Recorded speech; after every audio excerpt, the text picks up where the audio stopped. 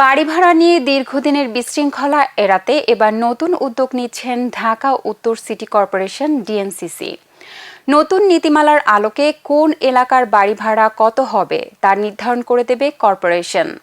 পাশাপাশি উদ্ভূত সমস্যার সমাধানের গঠন করা হবে ভাড়াটিয়া বাড়ির মালিক সমিতি। বিস্তারিত ডেস্ক রিপোর্টে।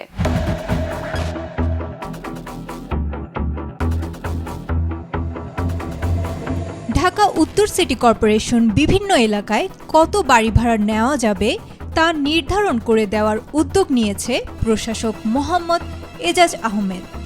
নতুন নীতিমালার মাধ্যমে এই প্রথমবারের মতো রাজধানীতে এলাকাভিত্তিক সর্বোচ্চ ও সর্বনিম্ন ভাড়া নির্ধারণ করা হবে।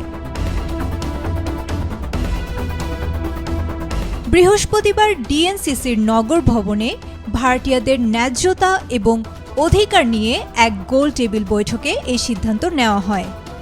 বৈঠকে বাড়ির মালিক, ভাড়াটিয়া ও বিভিন্ন অংশীজন উপস্থিত ছিলেন।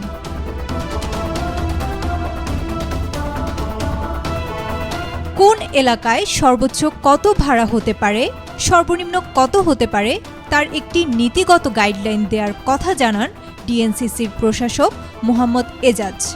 বলেন, জমির দাম, সুবিধা অসুবিধা সবকিছু মাথায় রেখে সম্ভাব্য ভাড়ার তালিকাও প্রকাশ করা হবে।